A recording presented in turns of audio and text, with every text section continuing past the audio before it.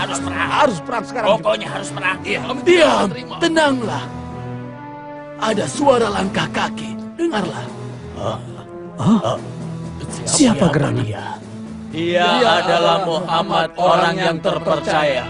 Sekarang kami setuju dengan yang kamu usulkan tadi, hai Abu Umayyah. Selamat datang ya Muhammad, wahai orang yang jujur dan terpercaya.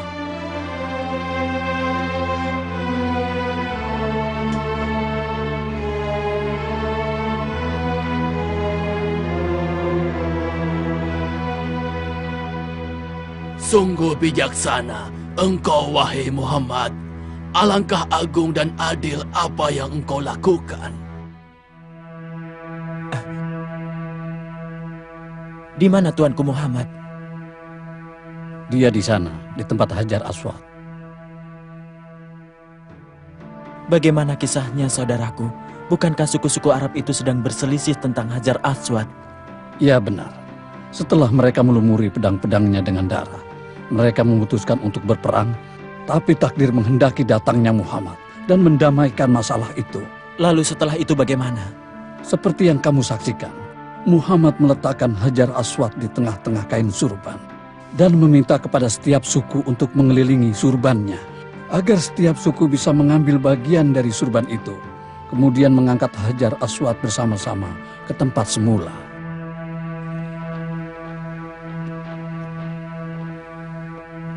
Apa yang aku lihat ini? Oh, itu Muhammad sedang mengangkat batu Hajar Aswad untuk diletakkan di tempat semula.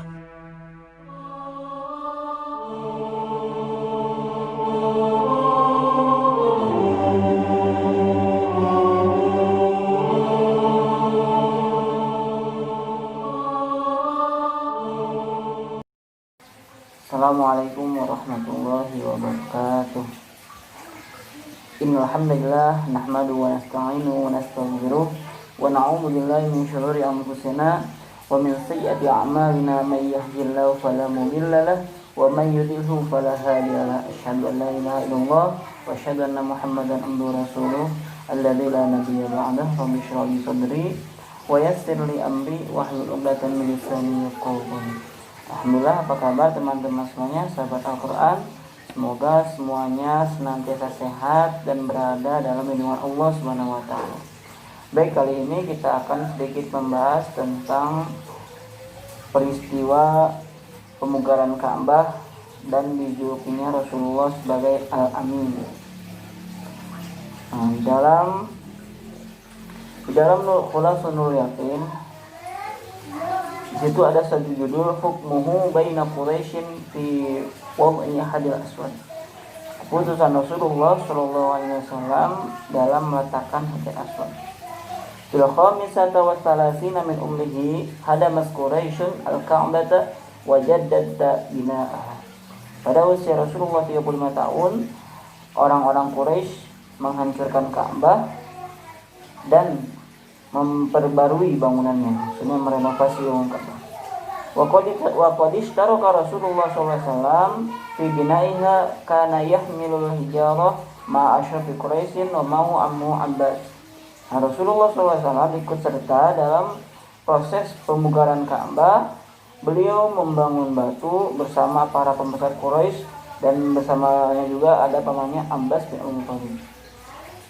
Wahtalafa Quraisyun fi man yadul hajar al-aswada makanah thumma ittafaqu ala an yakuna al-hukma awwalan dakhilin minal masjid.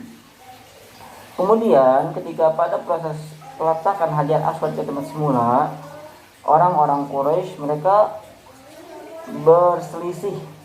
Mereka masing-masing suku merasa berhak untuk mengangkat Hajar Aswad dan menempatkannya lagi ke posisi semula. Hampir saja semuanya bertikai. Bahkan dalam satu riwayat diriwayatkan orang-orang Quraisy mereka mencelupkan pedangnya ke dalam darah sebagai tanda bahwa siap bertikai dan berperang untuk mendapatkan keputusan siapa yang berhak mengangkat Hajar Aswad.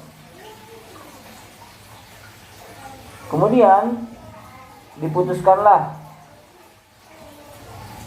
bahwa orang yang pertama masuk Masjidil Haram, maka dialah yang berhak untuk memberikan keputusan siapa yang berhak meletakkan Hajar Aswad di semula. Fakana awwala dakhilin Rasulullah sallallahu alaihi wasallam fafarihat Quraisyun bihi wa qalu radina bil yamin. Faqalu radina bil amin. Maka pada saat itu Rasulullah SAW menjadi orang yang pertama yang masuk ke Masjidil Haram. Setelah itu orang-orang Quraisy senang karena Rasulullah adalah seorang sosok pribadi yang terkenal dengan orang yang sangat percaya. Faqalu, maka mereka berkata, radina bil amin. Nah, kami sepakat, kami ridho dengan orang yang al-amin ini, orang yang dipercaya ini, yaitu Rasulullah SAW. Maka apa keputusan Rasulullah yang Rasul berikan? Fawada'a al-hajara fi ridaihi wa talaba min kulli ra'isin an yumsika bi tarafi min ar-rida thumma amarahum bi rif'ihi falamma wasallu bihi ila mawdi'i akhadahu ar-rasul bi yadihi wa wada'ahu bi yadihi syarifah fazala al-khilaf bi hukmihi wa ta'ajjabat Quraisyun min quwwati faqrihi. Di sini kemudian Rasulullah memberikan satu keputusan yang sangat cerdas, brilian dan bijaksana. Beliau melepaskan ridanya selendang.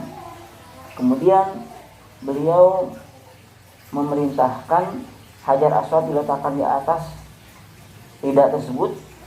Dan beliau menyeru agar masing-masing ketua suku, kepala suku untuk memegang ujung dari selendang tersebut. Kemudian setelah itu dibawa Hajar Aswad itu ke tempat semula. Setelah sampai di tempat yang dituju, maka Rasulullah SAW mengambil batu tersebut dan meletakkannya ke tempat semula dengan tangannya yang mulia. Wa ta'ajjabat Quraisyun min quwwati faqrihi. Maka orang-orang Quraisy kagum dengan kecerdasan yang dimiliki oleh Rasulullah SAW. Dari situlah Rasulullah SAW diberi gelar Al-Amin, artinya orang yang sangat percaya, orang yang dipercaya. Nah, di sini ada satu pelajaran penting. Ada satu kecerdasan yang memang sebelum menjadi Rasul, Allah sudah menitipkan kecerdasan yang luar biasa kepada Rasulullah SAW. Kita ketahui bahwa sifat wajib Rasul ada 4: Siddiq, amanah, tabligh, fatonah. Siddiq, jujur, benar. Amanah, dapat dipercaya. Tabligh, menyampaikan risalah. 4, fatonah, atau cerdas atau pintar. Nah, di sini Rasulullah sebelum beliau diangkat menjadi nabi, kecerdasan sudah Allah berikan kecerdasan kepada Rasulullah dalam proses bagaimana beliau meletakkan Hajar Aswad pada semula, sehingga hilanglah pertikaian antara bangsa Quraisy. Nah, sedikit kita bahas bahwa pada Ka'bah telah mengalami 4 kali pemugaran. Yang pertama ketika masa dibangun oleh Nabi Ibrahim dan Nabi Ismail. Yang kedua dibangun ketika waktu itu pada masa Quraisy sebelum Islam, maka mengalami banjir. Akhirnya Ka'bah rusak dan dibenarkan lagi, dibangun lagi oleh orang-orang Quraisy, dan pada saat itu bersama Rasulullah pada saat usia 35 tahun. Yang ketiga, pada masa sahabat Abdullah bin Zubair, waktu itu maka diserang oleh tentara Muawiyah, kemudian mengakibatkan kerusakan pada Ka'bah, dan akhirnya oleh sahabat Abdullah bin Zubair dirobohkan dan dibangun ulang.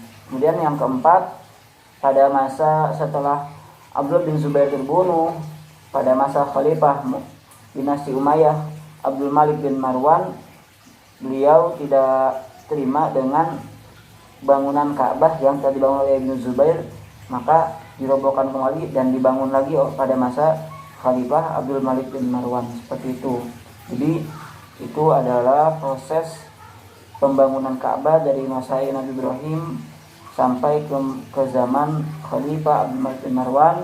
Namun pada masa Khalifah Khalifah Harun ar-Rasyid, Khalifah ingin membangun Ka'bah kembali seperti bangunan yang dibangun oleh Abdullah bin Zubair, tapi ada seorang ulama yang mengingatkan di situ, yaitu Malik bin Anas, seorang tabi'in. Beliau berkata, "Wahai Amirul Mukminin, janganlah rumah ini dijadikan permainan oleh para raja sesudahmu.